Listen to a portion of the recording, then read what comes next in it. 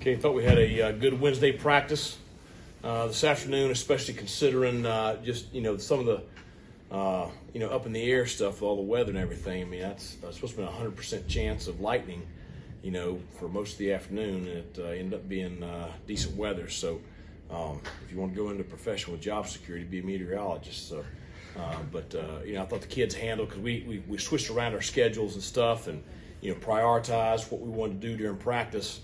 And so it was a lot different practice schedule than normal. I thought the kids handled the changes in schedule very, very well. Zipped around pretty good. So, it was a good day's work. Had a good day's work yesterday. I need to have a really, really sharp Thursday practice. We said we want to play better Saturday than we did last Saturday. And so we've got to continue to improve daily. The things that we did well last Saturday, we need to continue to improve on that. And the things we didn't do well, we got to get that stuff corrected. And I thought we addressed those things this week. Coach, indoor practice facility. It's badly needed for a long time. I mean, it's if you had that today, then there's no worry about practice. You're going to get it in, and you can have everything scheduled. And then if the lightning does come, then you're not disrupted. And it's just these padded practices.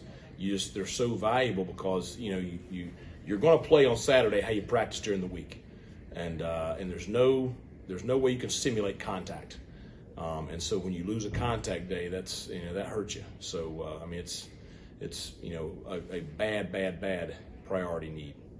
You look at their quarterback. Look at it, his dual threat, that running ability. He's dangerous. Different from what you faced the 3 weeks. How the other 3 weeks? How does that change maybe what you're doing? It's a challenge. I mean, it changes everything. It's the most dangerous thing, and I'm a defensive kind of mindset guy. So I mean, to me that's the most challenging thing, because he is very dynamic with the ball in his hands. He can make something out of nothing, and so you have to account for him every single play. And so he did some good things last week. He really played well against the Citadel. He's an experienced kid. I mean, he graduated from high school in 2016, so he's an older guy, very experienced. So we got to do a great job with him Saturday. They do a lot of things pretty well, not just the quarterback. What gets your attention about them? Well, I mean, I think they got a couple of receivers that do a great job. Great job catching the football, making plays. Those are older guys. I think the young running back, I was very impressed with him in each of the first 2 games. Offensive line wise, I think that they are much improved from what they were a couple of years ago. Very solid there. Defensively, fundamentally sound, play really, really hard. It's a good scheme, and so they're a good football team. I mean, they come from a good conference at the FCS level. I know them very, very well. I know that conference well, and we're going to have to play really well on Saturday.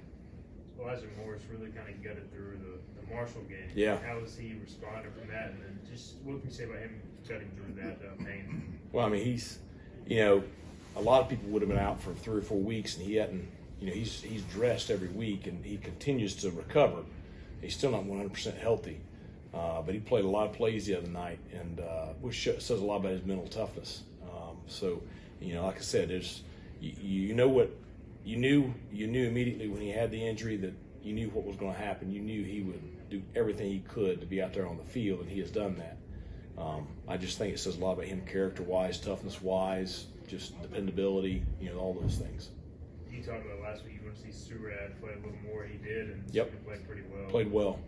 He's a kid from this time last year to right now has really, done a 180 in everything in his life, and it's because of his work ethic, and it's because of doing things right. He's doing a good job academically, he's doing a good job in his personal life, and I think all those things tie together.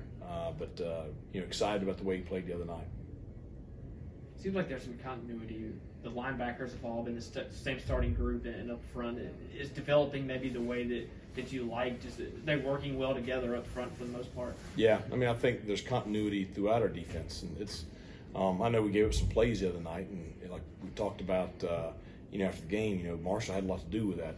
Very talented playmakers on that side of the ball for Marshall, but they all know the scheme. When they have a bust, they know what it is immediately. And so, you don't have near as many of the mistakes as we had a year ago. but the continuity of the coaches. I mean, it's just all, you've got some consistency there, and that's why you're continuing to see us, improve on that side of the football. With some positive momentum working, and really the first 2 games you played well as well. So, what's the point of emphasis in trying to just make sure that you keep it going in the right direction? It's the same. It's the same every day. I mean, it's a part of our process, and that's pushing ourselves to be the best every day. Push ourselves to improve every day. Always chasing perfection. You're never going to achieve it, but we're always chasing it, and it's the you talk about just philosophy wise, what you hang your hat on, and it's it's pushing yourself to be the best in whatever you're doing every single day, and that's what we demand of each other. And I think the kids, it's now a culture where the kids demand it of each other. I mean, just how hard we played the other night, and it's that's something that was really a negative deal when I got here. And it's the kids. I mean, they've embraced everything, and it's I'm excited about this group. I haven't wavered from that since last spring and in the summer. I'm still excited about them today, and I can't wait to see them play on Saturday. It's going to be great to be back at home. It's going to be great to have our fan base back.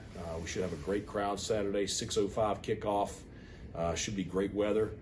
And just like we've said many times, after what we went through last year, no fans.